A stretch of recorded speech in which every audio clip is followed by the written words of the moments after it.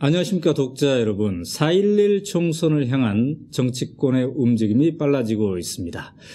새누리당 그러니까 옛 한나라당과 야권 민주통합당과 다른 야권들이 지금 본격적으로 국회의원에 출마할 후보들에 대한 공천심사에 착수했습니다.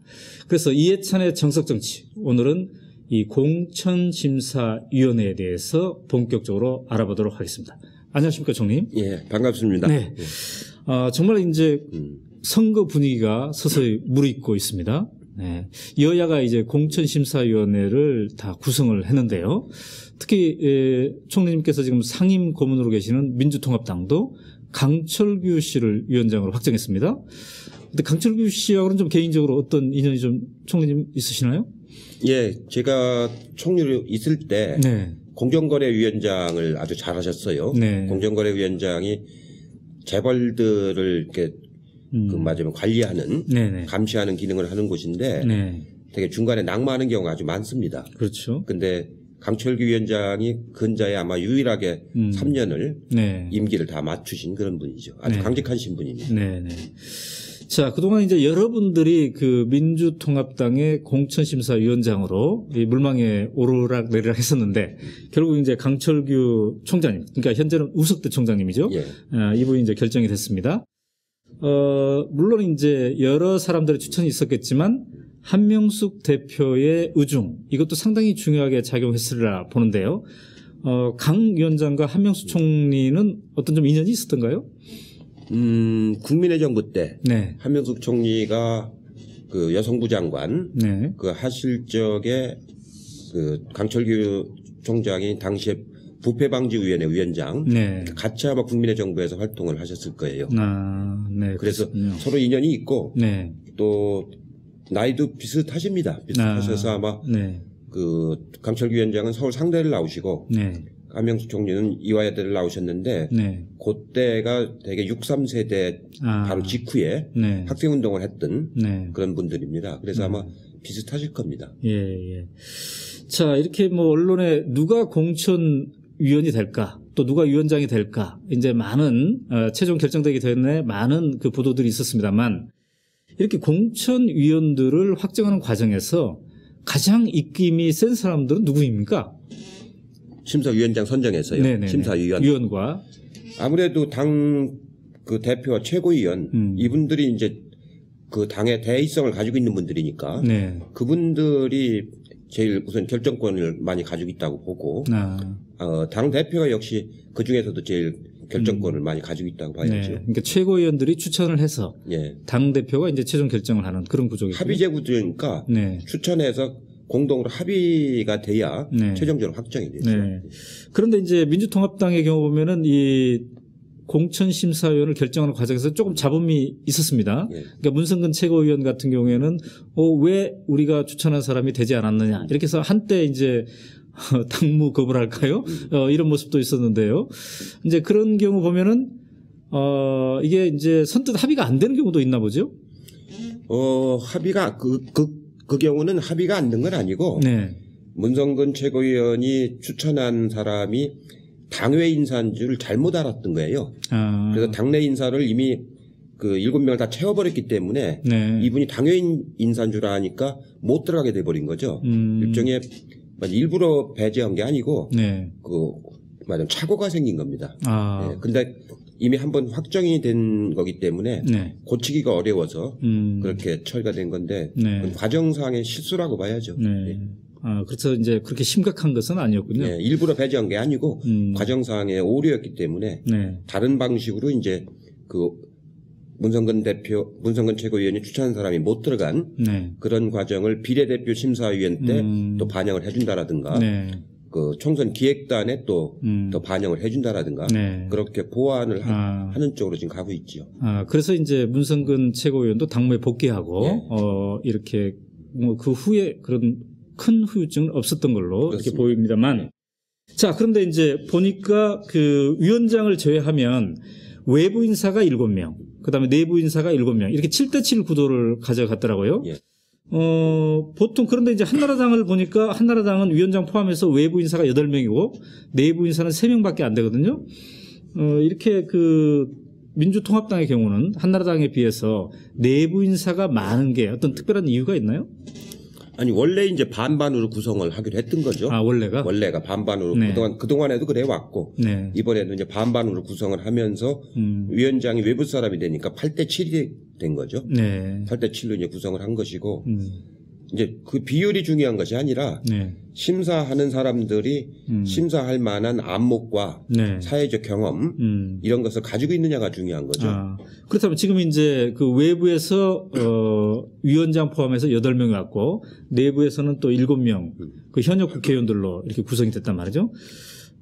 총리님께서 평가하시기에 이분들의 면면을 볼 때 어떻습니까? 제대로 좀 심사를 할 만한 사람들입니까? 좀 아쉬운 대목이 있나요? 예, 외부에서 오신 강청일기 위원장을 비롯한 8분은 아주 잘 선정하신 것 같아요. 아, 외부는? 예, 여러 가지 사회적 경험이나 네. 자기 분야에서 네. 상당한 그 성과를 이룬 네. 그런 분들로 네. 이제 균형 있게 잘 선정이 된 것 같고요. 네. 다만 내부가 너무 의원들 위주로 이루어지다 보니까 그 신인들이라든가 네. 원외에 있는 사람들을 반영해 줄 만한 그런 부분들이 좀 약하지 않는가 하는 그런 아쉬움이 좀 있습니다. 아, 그렇군요.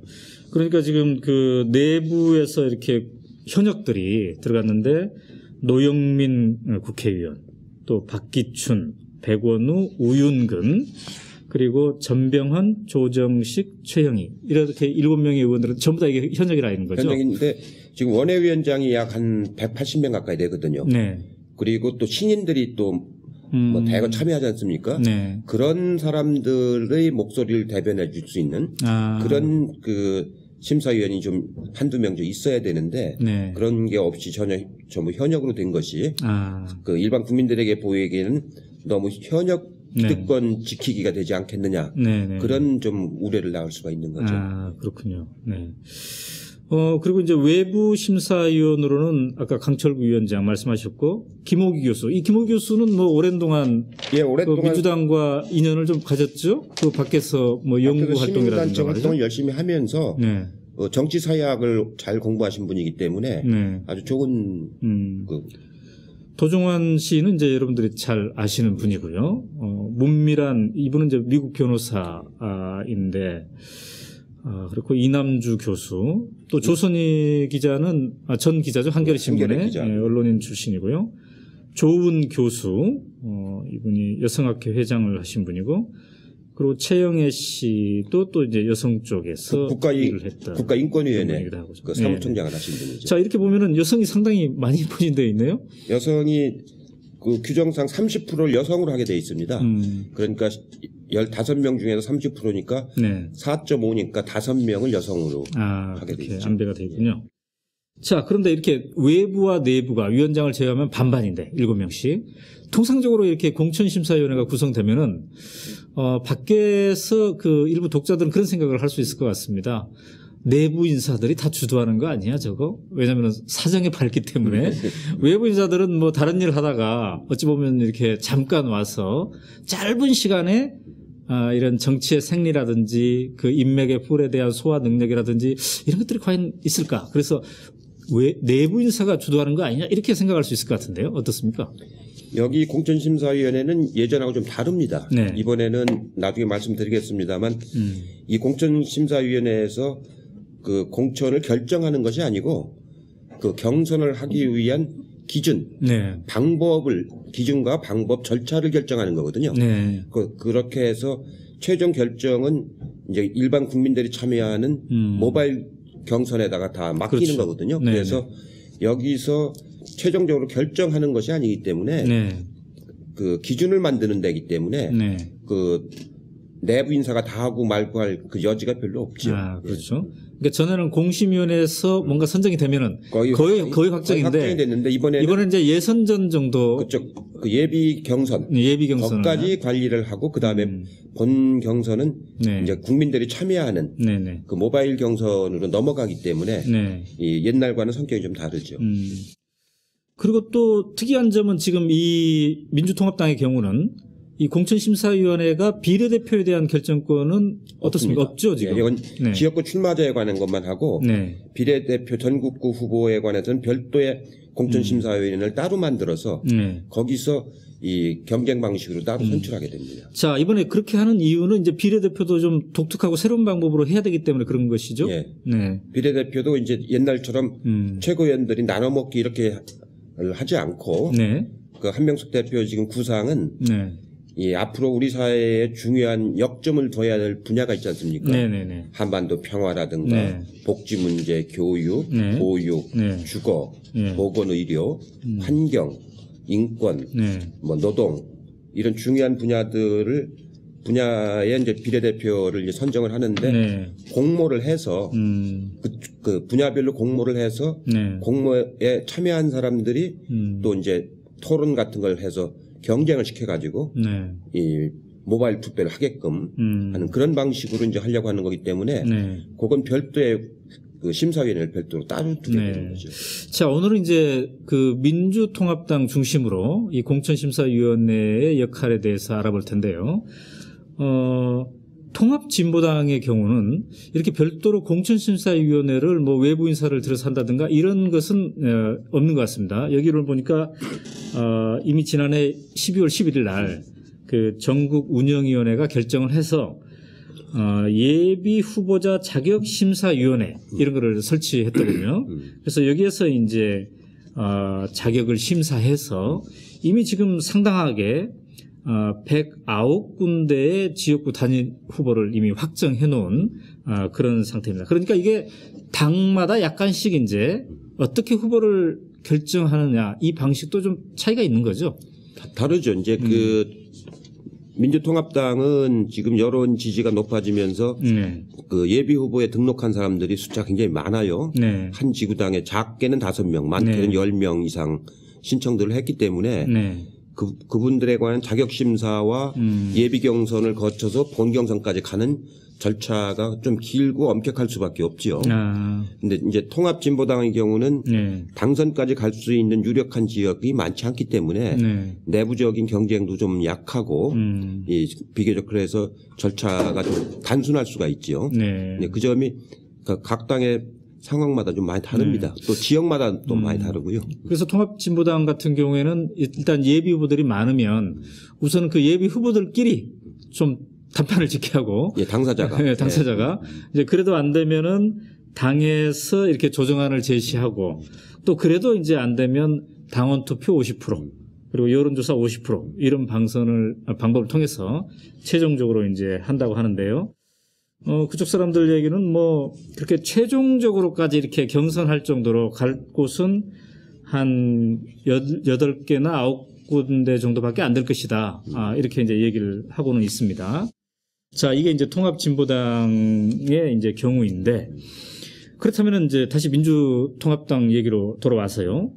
이 공천심사위원회의 힘이 예전에 비하면 더 커졌다고 볼 수 있습니까? 줄어들었다고 보십니까? 많이 줄어들었죠.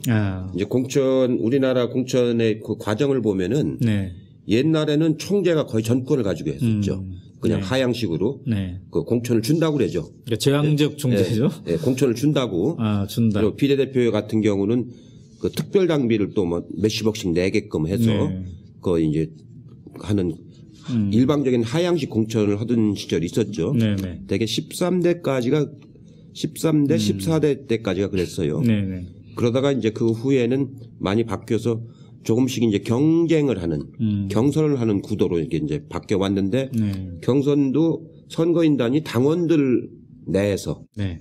혹은 대의원들 내에서 경선하는 거니까 일반 국민들하고는 좀 동떨어진 그 관심을 안 갖는 그런 경선이었죠. 네. 그러다가 이번 경선은 이제 완전히 당원과 일반 시민을 구분하지 않고 누구라도 참여할 수 있는 네. 그리고 현장에 가서 투표만 하는 게 아니고 모바일로도 투표할 수 있는 네. 완전히 상향식 공천이 되는 거거든요. 그러니까 그 심사위원들의 역할이 굉장히 축소가 된 거죠.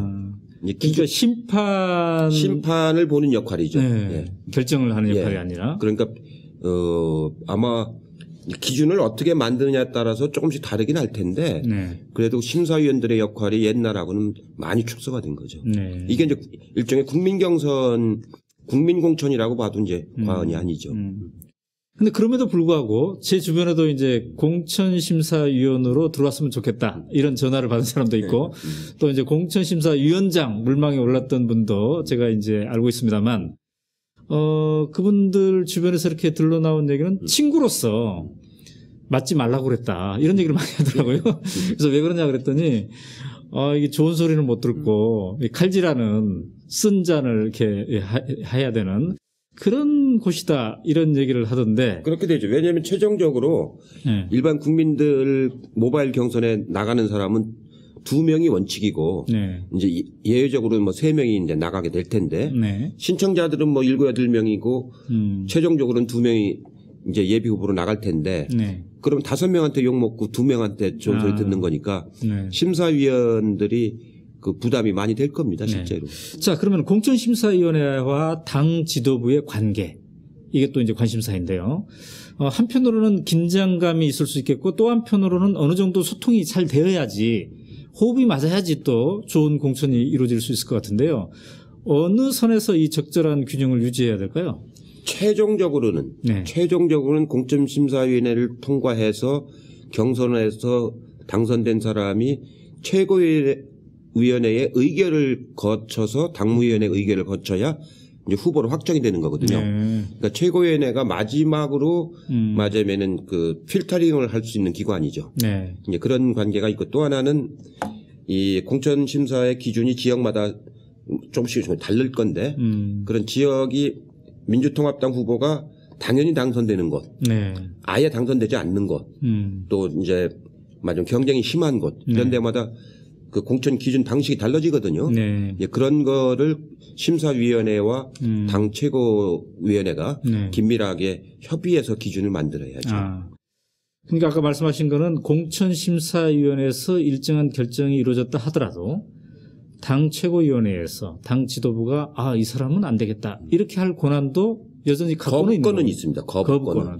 그럼 이 거부권이 최종 그 예비 후보를 최종적으로 만든 과정에서 있는 겁니까? 아니면 컷오프 과정에서도 있을 수 있습니까? 컷오프 과정은 공천심사위원회에서 하는 것이고, 그거는 하는 것이고, 최종 후보로 결정된 사람이 도저히 그 상대당 후보한테 이길 수가 없다. 그럴 경우는 이제 전략공천 지역으로 전환시킬 수가 있는 거죠. 지금 이제 전략공천을 말씀하셨는데 그렇다면은 당 지도부가 현재 당 지도부, 그러니까 한명숙 대표가 뭔가 그래도 할 수 있는 것은 전략 공천에 대한 것이겠군요. 그렇죠. 이 전략 공천에 대한 몫은 공천심사위원회와는 별개로 당 지도부가 당 최고위원회가 갖고 당 최고위원회가 갖고 있는 거죠. 그럼 이 포션이 어느 정도 됩니까? 원래 기준은 30% 이내인데 30%. 그렇게 많이는 사용하기가 어렵고요. 30%면 73개 지역이거든요. 245개 중에서 73개 지역이니까 그렇게 많이 사용하기는 어렵고 실제로 이제 통합 그 진보당하고 연대를 할 경우 필요하면은 이제 전략지역으로 설정을 해야죠.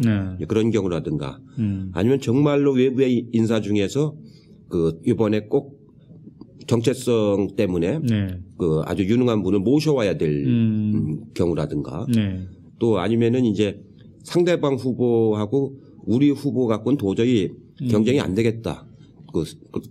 아무리 경선을 했다 하더라도 그럴 경우는 이제 새 후보를 찾아야 되는 거죠. 이제 그럴 때 그렇게 3가지 경우를 전략공천지구는 이제 쓰게 될 텐데 그 숫자는 그렇게 많지는 않을 겁니다. 자, 근데 총선일이 4월 11일이란 말이죠. 그럼 이 전략공천, 당 지도부에 의한 전략공천의 시작은 언제 정도부터 되나요? 통합 진보당하고 연대를 위한 전략공천 지역은 좀 일찍 설정을 해야 되죠. 왜냐하면 거긴 경선에 들어가서는 안 되니까 이제 통합 진보당에 양보를 해주는 지역이니까 그건 좀 일찍 선정을 해야 될 거고요. 사람을 우리가 영입하는 데 쓰는데 그런 데들은 조금 늦게 갈 수밖에 없죠. 왜냐하면은 이 후보 우리 통합 민주통합당의 후보들의 면면이 도저히 안 되겠다. 이럴 때는 이제 나중에라도 영입을 해서 이제 해야 되니까 그런 데는 시간이 좀 늦어질 수가 있겠죠. 그러니까 어떤 특정한 지역구에 민주통합당의 후보들이 예비 후보들이 한 10명 정도 나와 있다 하더라도 전부 다 이게 경쟁력이 별로다. 안 된다. 이럴 경우에는 이제 다른 강자를 외부에서 영입할 수 있다는 거군요. 그렇죠. 아, 네네.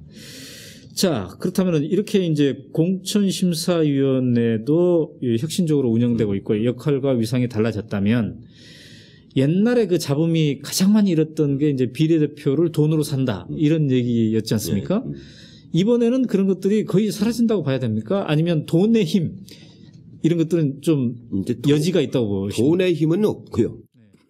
옛날에는 제가 이제 13대 때 처음 그 국회 진출했을 때 보면은 비례대표가 반은 팔고 반은 이제 당에 기여한 사람으로 네. 이제 하고 그랬었는데 이번에는 지금 한 대표님의 구상은 어떠냐면은 앞으로 이제 우리 사회가 발전해 나가는데 중요한 분야들 뭐 평화 문제라든가 복지나 교육, 보육, 주거, 환경, 그 검찰 개혁 이런 중요한 분야들을 미리 설정을 하고 거기에 비례대표로 할 사람들을 공모를 해서 공모하신 분들이 같이 토론을 하는 것을 일반 국민들에게 그 알리고 또 텔레비전이라든가 이런 걸 통해 가지고 공개 토론을 하고 그러고서 거기도 모바일 투표를 하려고 하시는 거거든요.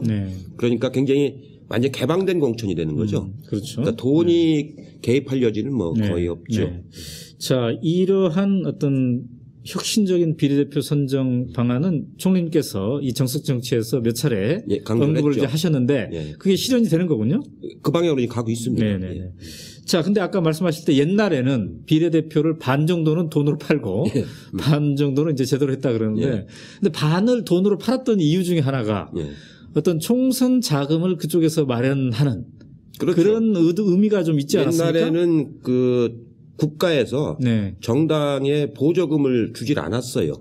그러니까 정당을 운영을 하려면은 그 전국구 비례대표 돈으로 보통 30억씩 뭐 20억씩 이렇게 팔아가지고 그 10개 팔면 200억 되지 않습니까? 그 돈을 가지고 이제 만약 당 운영비로도 쓰고 또 총선 지원비로도 이제 주고. 근데 그때 당시에는 그렇게 돈으로 한 20억 주고 팔면 이게 불법인데 용인된 겁니까? 아니면은 어느 정도 뭐 이렇게 특별 당비 형식으로 하는 거니까 그러니까 불법은 합법적. 아닙니다. 그게 불법은 아니고 또 그 돈을 개인이 누가 가져가는 게 아니고 당에 납입을 해서 그 당 운영비로 쓰니까 그게 팔긴 팔았지만 공적 자금이 되는 거죠. 근데 이제 지금은 국고 보조금이 나오니까 당에 이제 지금 민주통합당 같으면 1년에 한 120억.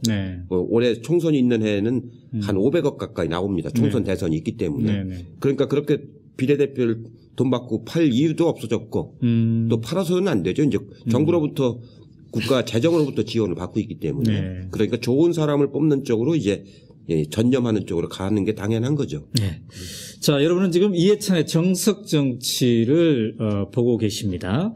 오늘은 공천심사위원회 역할에 대해서 본격적으로 알아보고 있는데요. 자, 그러면 이제 예비 경선 이게 이제 이루어질 텐데요. 예비 경선이 이루어지려면 지역구마다 이루어지려면 일단 당 내에서 어떤 사람을 예비 후보 경선에 출전시킬 것인가. 그러니까 예비 경선의 전 단계 심사를 해야 되지 않겠습니까? 이제 보통 이런 경우는 어떻게 됩니까? 일단 서류 심사부터 먼저 하겠죠, 당연히. 맨 처음에 이제 우선 서류를 받아가지고 서류 심사를 해서 거기에 이제 비리가 있는가, 또 무슨 법률적 위반 사항이 있는가, 또 음주운전 몇 회 이상은 안 된다라든가 이런 기준이 이제 만들어지면은 그에 맞춰서 일단 그 자격 심사에서 일단 걸러내지요. 그 다음에가 이제 두 번째가 그런 걸 통과한 사람들을 가지고 그 사람이 제시한 공약이라든가 그동안 해왔던 활동이라든가 그걸 가지고 검토를 해서 최종 경선에 나갈 2명 내지 3명으로 압축하는 그 예비 경선이 있죠. 컷오프라 보통 그러죠. 그걸 거쳐서 마지막에 이제 모바일 투표로 가는 후보가 나오게 되는 거죠. 자, 그러면 한나라당은 이제 지난 6일부터 이게 지금 그 공천 신청을 받고 있고 이제 민주통합당은 9일부터 이렇게 받게 되는데 이제 자기가 총선에 출마할 사람들은 지금 열심히 이 원서를 쓰고 있겠군요. 네, 그렇죠.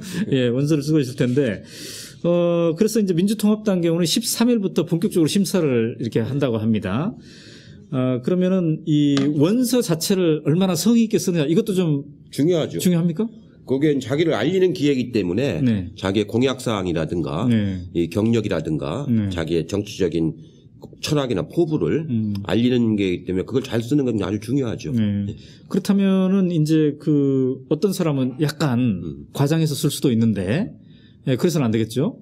그걸 이제 다 걸러냅니다. 네. 걸러내고 검증을 하고 그리고 정과 여부라든지 이런 걸 또 경찰 조처를 하고 당연히 이제 해야 되겠죠. 당에서도 요청을 하고 네. 본인이 그런 하자가 없다는 걸 입증하도록 그 신원조회서라든가 이런 걸 다 제출하도록 하죠. 네, 네. 그래서 그 과정에서 만약에 허위로 기록된 뭔가가 있다면 그거는 이제 상당히 불이익을 받을 수 나중이라도 발견이 되면은 네. 그건 전부 이제 탈락이 되든가 자격의 감점이 되는 문제 그렇죠. 네, 그렇군요. 근데 지금 민주통합당의 경우는 뭐 서울의 경우는 특히 한 지역구에 뭐 10명씩 이렇게 많은 데는 10명도 넘습니다, 지금. 신청하는 사람들이 있을 거기 때문에. 네. 근데 어떻습니까? 이 서류 심사 단계에서 단순히 어떤 뭐 회사에 취직하듯이 이렇게 서면으로 된 원서만 이렇게 제출합니까? 아니면 뭐 한 5분 정도라도 뭐 파워포인트로 자기를 알릴 수 있는 그런 기회가 있는 겁니까? 아주 거기까지 구체적으로 방식은 안 정한 것 같은데 네. 젊은 청년 비례대표 뽑는 거 있지 않습니까? 네네. 그쪽에는 5분짜리 동영상으로 자기를 알리는 네. 그런 자료를 제출하도록 그렇게 이제 해서 지금 민주통합당 그 홈페이지에 네. 그분들 396명의 네. 자기소개 그 동영상이 지금 올라가 있습니다. 그러니까 그걸 보고 이제 판단을 할 수가 있는 거. 그게 다는 아닙니다만 판단에 중요한 자료가 되는 거죠. 네. 이 지역구는 그렇게까지 동영상 자료까지 내놓을 그럴 것까지 요구하기는 좀 어렵지 않을까 싶은데요. 네. 그건 이제 그 당 실무 단위에서 그 몇 가지 기본적인 요건을 필수 조건으로 하고 자기를 알릴 수 있는 정책 자료 이런 거는 이제 또 요구를 하죠. 네.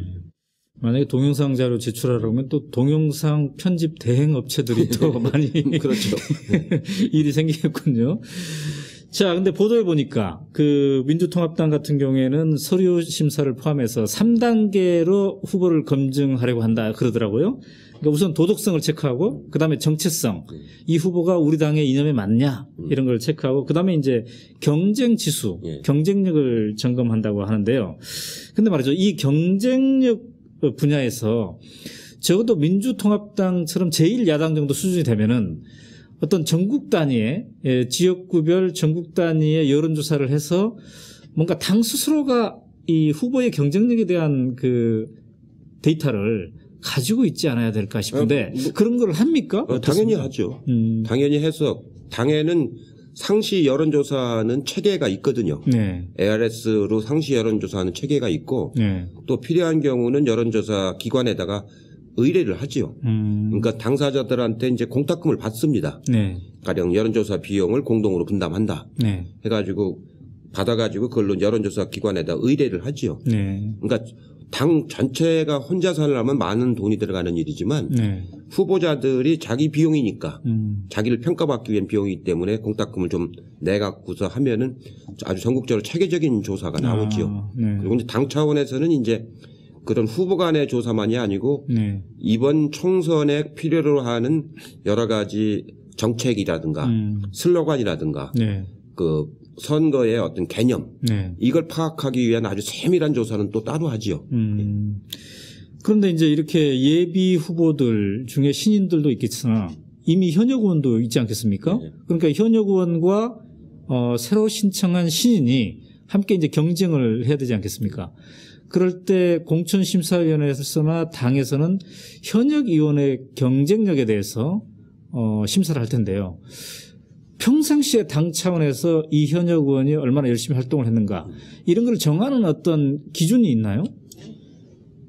평상시에 가지고 있는 건 아니고 현역 의원들의 경우는 국회 활동, 이제 입법 활동이라든가 국회에서 발언이라든가 이런 활동을 계량화할 수 있지 않습니까? 계량화해서 그 맞은 평가에 중요한 지표로 쓸 수가 있고요. 또 여론조사를 해보면은 교체 지수라는 게 있습니다. 네. 이 현역 의회는 좀 지역구 의원 유권자들이 교체되길 바란다. 아, 교체 지수? 네, 교체 지수가 나옵니다, 이제. 경쟁 지수가 아니라? 네. 65%의 그 지역구 유권자들이 교체되길 바란다. 네. 이게 의원들마다 이게 나옵니다, 보면. 여론조사를 해보면은. 그걸 가지고 이제 하위 그런 몇 프로는 커트를 하겠다. 네. 가령 지금 한나라당은 25%를 컷오프 시키겠다는 거 아닙니까? 그럼 민주통합당에서도 하위 몇 프로를 하겠다. 네. 그런 기준을 이제 공천심사위원회에서 결정을 하면 그에 맞춰서 그런 교체 지수를 가지고 이제 컷오프를 해나가게 되겠죠. 근데 이제 언론 보도를 보면은 당무감사 이런 표현이 나옵니다. 그러니까 당무감사를 실시해서 약한 지역의 현역이나 원내 그 당협위원장 같은 경우에는 바꾸겠다 이런 표현이 나오는데 이 당무감사라는 게 뭐 정기적으로 이렇게 제대로 되는 건가요? 아니면 그냥 언론에 이렇게 표현이 되는 건가요? 대개는 사고가 있을 때 당무감사를 하죠. 평상시에 하는 게 아니고. 평상시에는 뭐 이렇게 많은 지구당을 감사할 그 역량이 되게 중앙당에 있질 않으니까 이제 사고가 났을 때 당무감사를 하는데 선거 때는 특별 태스크포스를 만들어서 네. 당무감사를 합니다. 당원들이 얼마나 되는가. 네. 만약 당비를 내는 당원 안 내는 당원. 그다음에 이제 각종 선거에서 네. 득표율이 그 지역이 얼마였는가. 네. 이런 맞으면 객관화된 자료가 어느 정도는 종합이 되지요. 네. 그리고 그 위원장이 그 지역에서 어떤 평가를 받고 있는가. 그리고 시의원, 구의원들하고의 이 통합력은 어느 정도인지. 네. 이런 거는 선거 때는 당무감사를 일부러 하지요. 그래서 그것도 위원장들의 평가 자료를 삼습니다. 네. 또 이제 언론에 민감하게 보도되는 것 중에 하나가 현역 의원의 물갈이폭이지 않습니까? 지금 한나라당 쪽에서는 25%는 물갈이 하겠다 이런 입장을 지금 내부적으로 정한 것 같은데요. 민주통합당의 경우에는 이게 좀 정해진 게 있나요? 아직 수치가 나오진 않았어요. 네. 숫자가 나오진 않았는데 그것도 이제 이 공천심사위원회와 최고위원회가 협의해서 네. 몇 프로 이상은 이 교체를 하는 것이 네. 국민들이 혁신을 바라는 국민들의 요구에 부합한다. 그런 기준은 이제 최고위원회와 공천심사위원회에서 결정을 하지요. 아직 결정이 안 됐습니다. 근데 통상적으로는 몇 프로 정도가 되는 거예요? 뭐 보통은 25 내지 30 정도를 하죠. 대개 보면은 네. 많이 하는 경우는 30까지 가는 경우도 있고, 네, 네. 그것도 이제 지역마다 좀 다릅니다. 네. 그 한 지역만 다 똑같이 적용하는 게 아니고 네. 그 지역마다 좀 달라서 맞아 권역마다 이제 가령 민주당이면 당연히 당선되는 지역 네. 이런 데는 좀 교체 비율이 높고 네. 민주당이 경쟁에서 겨우 당선되는 지역 이런 데는 교체 비율이 좀 낮고 그렇죠. 아 그렇습니까? 그렇다면은 이제 서울 같은 경우에는 교체 폭이 적다고 봐야 되겠고 서울은 현재 7명밖에 없으니까 네. 7명밖에 없기 때문에 네. 제가 보기에는 그 결격사유 아까 말한 네. 자격상의 결격사유가 있지 않는 한 교체하기는 쉽지가 않지요. 자 그렇다면 이제 구체적인 한 지역에 한번 예를 들어보겠는데요. 어떤 지역에서 민주통합당으로 출마할 사람들이 예비 후보가 이미 선관위에 등록된 사람이 한 10명 정도 된다. 그러면은 이 10명을 전체를 가지고 경선할 수가 없으니까 그중에 몇 명은 이제 추리겠죠. 네. 이 추리는 과정을 컷오프라고 하는데요. 1차 자격심사. 1차 자격심사. 1차 자격심사에서 이제 그 추리고. 그러면 10명이 출마한 이 지역구는 자격심사를 통과한 사람들이 한 몇 명 정도 됩니까? 그러니까 국민경선에 네. 출전할 그 자격을 획득한 사람을 몇 명 정도를 뽑는 겁니까? 그건 뭐 누가 지원했느냐에 따라 다르니까 확실히는 모르죠. 그러나 적어도 토론이 가능한 구조. 토론이 가능한 구조로 줄이려면은 6인을 넘어가기는 어려울 거예요. 6인 넘어가면 토론이 안 되니까. 그렇죠. 그러니까 한 6인 정도, 5, 6인 정도로 1차 자격심사를 해서 컷오프를 하고 네. 그 5, 6인 정도가 이제 토론회 같은 걸 해서 맞으면 아까 말한 시민 배심원단 같은 분들이 이제 2, 3배로 축소하는 2차 컷오프를 하는 거죠. 그래가지고 마지막에 모바일 투표로 최종적으로 국민들이 선택하는 거죠. 네. 이렇게 서너 단계를 거쳐서 이제 해야 된다는 거죠.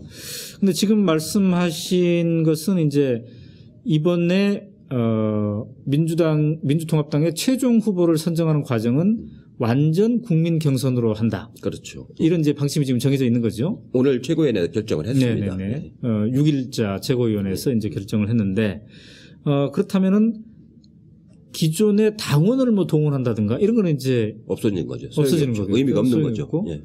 그리고 민주당원이 아닌 일반 국민들이 본격적으로 참여해서 예. 그 지역에 이제 민주통합당의 후보를 결정하는 예.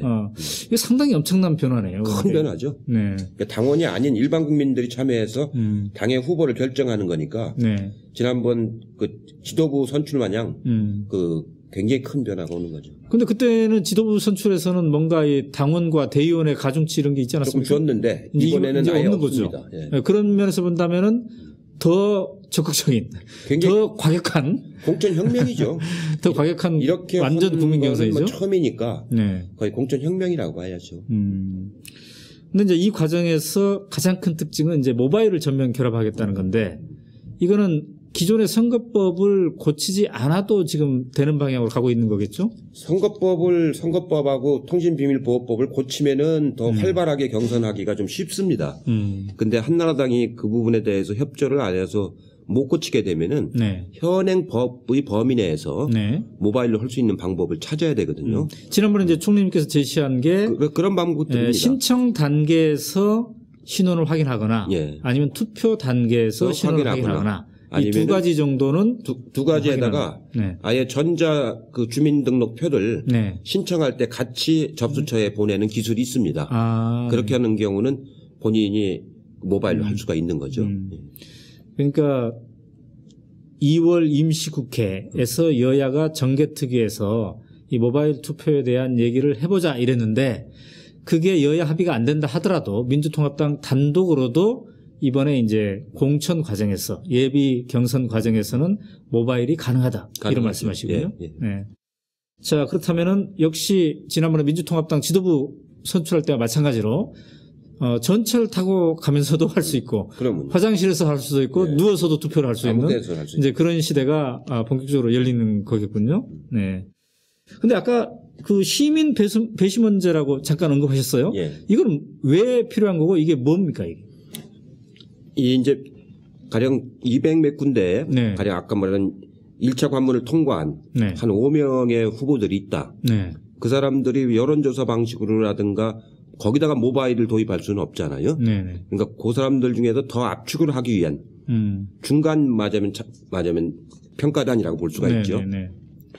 그 평가단 역할을 하는 게 시민 배심원단이라고. 그러니까 10명이 그 예비후보가 등장했다. 그럼 이거 막 서류만 보고 선출할 수는 없으니까 예. 선정할 수는 없으니까 이제 일정한 수의 시민 배심원단에게 이 사람들을 한번 알리고 평가하도록 해서 그 시민 배심원단들이 어느 정도의 점수를 주느냐. 예. 이거를 이제 공천심사위원회에서 참고한다는 거겠죠. 최종적으로 2, 3배로 압축하는 그걸 가지고 2, 3배로 압축하는 평가 자료를 만드시는 분들이라고 보면 되죠. 네.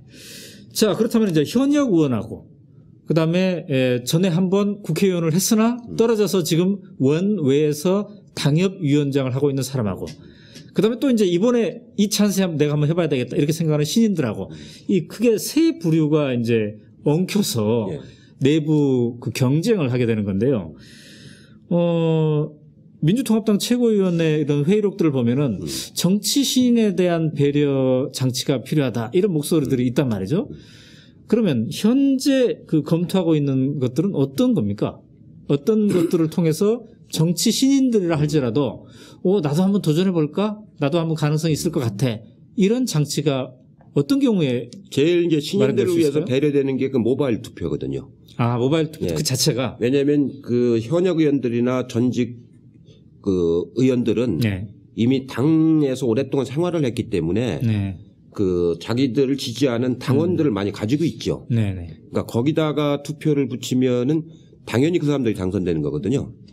근데 이제 이걸 완전 일반 국민들에게 개방하는 모바일 투표가 되면은 지구당하고 관계없는 그런 부분들이 참여할 수 있는 기회가 되기 때문에 그 점이 이제 신인들이 말하자면 자기 지지자들을 참여시킬 수 있는 좋은 통로가 되는 거죠. 그 점이 제일 중요한 통로가 되는 거고 그 다음에 이제 그 심사 방식을 여론조사의 비중을 낮춰줘야 되는 거거든요. 네. 여론조사의 비중을 높이면은 그 기득권 위주로 가게 되는 거죠. 인지도가 그렇죠. 높은 사람 위주로. 네. 그러니까 여러 가지 기준 중에서 여론조사의 비중을 낮춰주는 거죠. 그래야 신인들이 인지도가 낮은 사람도 네. 이 평가가 올바르게 반영이 될 수가 있죠. 네. 네. 그리고 이제 이 여성이라든가 이런 분들은 가점을 줍니다. 네. 장애인들이라든가 네. 여성들이라든가 거기 가점을 주고 또 그 젊은 청년 후보들 네. 35세 이상 40세의 청년 후보들한테도 가점을 주자는 지금 얘기가 나오고 있지요. 네. 그 신인들. 네. 네. 네. 그런 몇 가지 방식을 통해서 신인들이 일방적으로 불리하지 않도록 네. 그런 보완을 좀 해야 되는 거죠. 네. 자, 그렇다면은 지금 이제 여성의 문제도 잠깐 언급하셨는데요. 공천심사위원회에서 예비 후보들을 가지고 이렇게 심사를 할 때 여성에 대한 가점을 줘야 된다 이렇게 말씀하셨는데 민주통합당의 뭐 당균과 이런 데에는 아예 그냥 여성을 지역구에서 15%를 공천해야 된다 이런 규정이 있는 거 아닌가요? 그 규정이 그동안은 권고적인 권고인가요? 규정이었는데 네. 이번에 이제 여성들이 요구해서 그게 강제 규정으로 바뀔 것 같아요. 그렇게 되면 이제 전국적으로 38개 지구당이 네. 여성으로 공천을 해야 되는. 그 지역구만 얘기하는 거죠? 그렇죠. 지역구만. 이런 상황이 오는데. 상당히 기존에 비해서는 많이 이제. 굉장히 늘어나는 거죠. 굉장히 늘어나는데 네. 여성이 경쟁력이 있는 38명이 공천을 신청하면 좋은데 네. 예, 38명이 다 경쟁력이 있는 게 아니고 일부가 경쟁력이 전혀 없다. 네. 이럴 경우가 이제 그 규정이 갖고 있는 역기능이 이제 발생하게 되는 거죠. 그래서 그 점 때문에 네. 그걸 강제 규정으로 그동안 못했었던 거거든요. 근데 그 점이 앞으로 더 논의를 많이 해야 될 사안일 겁니다. 그러면 일단 곳곳에서 열심히 활동하고 계시는 여성분들이 네. 많이 신청을 해야 되겠네요. 그래야 여성 내부에서도 경쟁력 있는 분들이 해야 네. 만약 최종적으로는 그 다수 의석을 차지하는 게 궁극적인 목적 아닙니까? 그렇죠. 여성을 진출을 많이 시키는 것도 목적이지만 더 궁극적인 목적은 네. 다수 의석을 차지하는 거니까 네. 경쟁력 있는 여성이 38명보다 훨씬 더 많이 지원하는 게 중요한 거죠. 네. 그런데 어떻게 생각하십니까? 그 지금까지 이제 공무원 시험이나 뭐 교사 시험이나 이런 데 여성들이 압도적으로 좀 많이 되고 있지 않습니까? 판검사, 법조계도 지금 이렇게 되어가고 있는데요. 정치권은 여성에 대한 강조를 그동안 수차례 했음에도 불구하고 이 늘어나는 폭이 그렇게 많지 않습니다. 물론 지금 여야 당 대표가 지금 모두 여성입니다만 국회의원이라는 이 직업에는 왜 여성에 대한 강조가 많았음에도 불구하고 이게 많이 그동안 늘어나지 못했던 걸까요? 비례대표는 이제 그 반반을 하죠, 지금. 네네. 17대 때부터 비례대표는 이제 딱 반반으로 하기로 했기 때문에 어느 당이든지 1357구 이렇게 홀수 번호는 여성이 하고 짝수 번호는 이제 남성이 하는 걸로 지금 어느 정도 이제 정리가 됐죠. 네. 그 지역구는 역시 그 여성들이 정치적으로 참여한 지가 좀 시기적으로 짧기도 하고 또 사회적인 활동이 이건 시험 봐서 되는 게 아니고 맞으면 여러 가지 사회적인 활동을 통해서 되는 거니까 그런 점에서 아직은 우리가 여성 참여가 좀 적은 편이죠. 예. 근데 차차차차 많이 늘어나고 있습니다. 지금 속도가 지금 좀 느려서 그런데 그래도 그 제도적으로 비례대표로 출마했던 분들이 비례대표 국회의원이 됐던 분들이 의원 하는 동안에 지역구를 하나 또 맡아가지고 그 지역구에서 또 당선돼서 올라오는 사람들이 또 생겨나는 거거든요. 그 전형적으로 박영선 의원 같은 경우가 지난번 비례대표로 했지 않습니까? 그 다음에 또 지역구로 당선됐잖아요. 그런 경우들이 자꾸 생겨나는 것처럼 비례대표 출신들이 지역구 의원으로 전환하는 그런 예들이 지금 많이 나오고 있습니다. 자, 그리고 이제 공천심사위원회의 활동이 결국은 그 좋은 사람을 경쟁력 있는 후보를 이렇게 이제 만들어가는 과정일 텐데요. 이런 공천심사위 활동뿐만 아니라 더불어서 지금 같이 가고 있는 것이 이제 외부 인재를 적극적으로 영입하는 활동 이런 게 이제 있습니다. 한나라당 같은 경우는 이제 조동성 교수, 서울대 교수가 그 책임을 맡고 있더군요. 그래서 제가 사석에서 이렇게 만나봤더니 수첩에 한 1000명 정도의 명단이 있다고 그럽니다. 그래서 계속 사람들을 이렇게 만나가고 있던데 아마 이제 민주당에서는 그럼 이 역할을 총선 기획단에서 하고 있나요? 어디서 한다고 봐야 됩니까, 이거는? 그건 뭐 원칙 기본적으로 총선 기획단 일이죠. 이제 네네네. 좋은 사람을 찾고 네. 캠페인을 하고. 자, 그런데 이제 6일 날에는 그 외부 인사에 대한 영입 발표가 있었습니다. 네. 송호창 변호사, 그다음에 백혜련 변호사, 이 검사 출신이죠. 이런 분들을 이제 영입한다고 발표를 했는데 그동안 우리가 공천심사에 대한 얘기를 했으니까요. 그럼 이렇게 새롭게 영입한 분들은 어떻게 가점이 주어지나요? 아니면 기존에 뭐 이분들도 어느 지역구에 이제 갈 텐데 이 인재를 영입한다는 의미는 공천심사 과정에서 어떤 의미적 연관성이 있는 건가요? 이제 그분들의 경우는 지금 백혜련 변호사 같은 경우는 여성이니까 네. 20%의 가점이 주어질 가능성이 높죠. 네, 네. 근데 송호창 변호사 같은 경우는 남성이라서 네. 가점이 주어지는 그 케이스는 아니고요. 네. 그 이제 경선을 해야 되겠죠. 네. 그분이 출마하시려고 하는 지역도 지금 지원자가 여러 명입니다. 네. 5명쯤 될 거요. 그렇기 네. 때문에 어려운 경선 난관은 통과를 해야 되겠죠. 그러니까 인재 영입이라는 것이 곧 공천 보장은 아니다. 이제 들어와가지고 공천까지 보장해 주는 경우도 있고. 그런 경우도 있습니다. 비례대표로 공천을 국회의원을 보장해 주는 경우도 있고. 네. 또 전략직으로 설정해서 공천을 보장해 주는 경우도 있고. 네. 또 공천은 아니지만 맞으면 가점을 주는 그런 케이스도 있고. 네. 그 사람마다 다양하죠. 그야말로 그분의 어떤 뭐라 그럴까요? 여러 가지 당의 필요성에 따라서 네. A, B, C, D 등급이 이렇게 다를 수 있겠네요. 네. 네, 네. 자, 그러면은 이제 오늘 쭉 공천심사위에 대해서 이제 점검을 해봤는데요.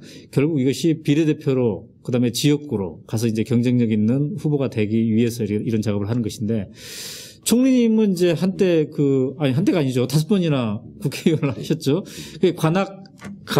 관악을이죠. 관악을.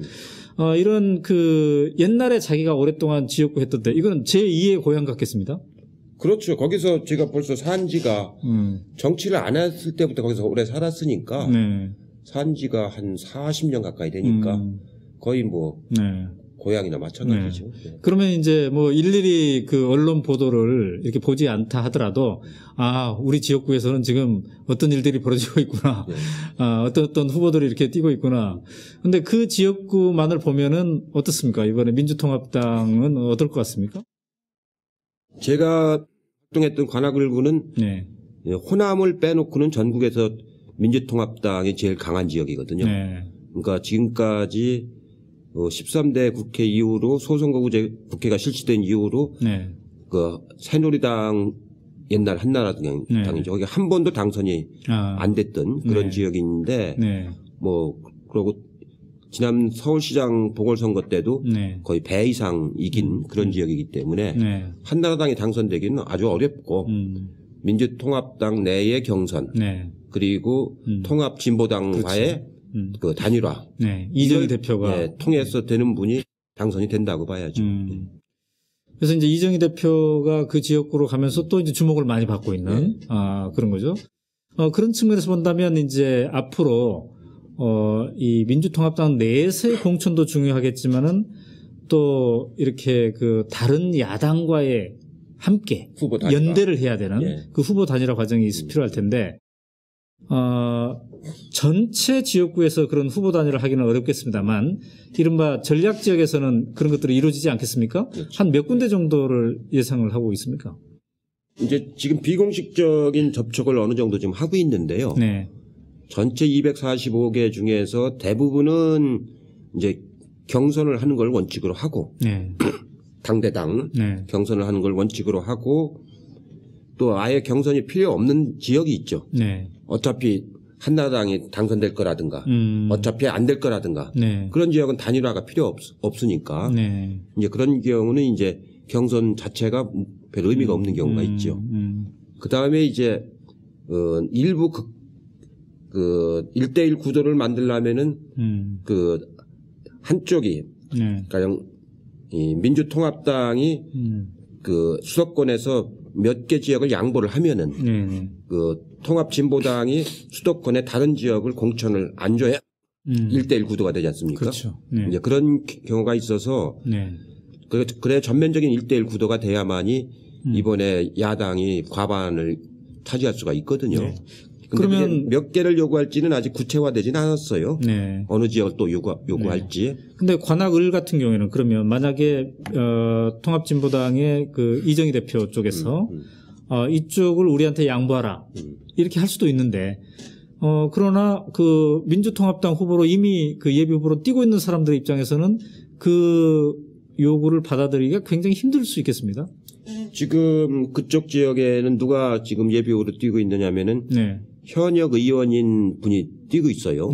구청장을 2번 하고 이번에 그 18대 당선된 현역 의원이 한 번 뛰고 있고 또 한 사람은 그 지역에서 오랫동안 제가 활동할 때 같이 일해왔던 제 보좌관이 또 민주통합당 후보로 뛰고 있습니다. 그러니까 두 사람 간엔 또 경선을 이루어져야 되는데 이정희 이제 의원이 거기 와서 그 전략적으로 양보를 해달라 할 때 그게 참 어려움이 있는 것이 양보를 안 해주려고 할 거 아닙니까? 현역 의원이 양보하려고 그렇죠. 하겠어요? 근데 억지로 전략적으로 설정을 해버리면은 그 현역 의원이 경선을 안 했으니까 무소속으로 출마를 해버릴 거 아닙니까? 그렇죠. 그러면은 이쪽이 당선된다는 보장이 없지요. 수도권에서는. 표가 분산이 되니까요. 표가 분산이 되니까. 그래서 합의되지 않고 무조건 양보되는 전략지구라는 건 설정해봤자 소용이 없어요. 의미가 없다. 합의가 돼야 되는 거지. 그렇죠. 그렇기 때문에 일단 합의를 이끌어내려면은 무소속 출마를 안 하게끔 하려면 경선을 하는 것이 원칙이고 그 경선이 도저히 안 되겠다. 그럴 경우는 이제 불가피하게 전체적인 승리를 위해서 이제 조정을 해야 되는 거죠. 그 과정이 아주 복잡합니다. 복잡하고 왜 하필 우리 지역을 양보하라고 하느냐. 그래가지고 그 점을 조정해내는 게 그게 이제 지도부의 정치력입니다. 그걸 이제 어떻게 조정을 해서 전체가 승리하는 길로 맞은 작은 지역을 어떻게 양보할 것인가. 그걸 해내는 게 그게 당 지도부의 정치적인 능력이죠.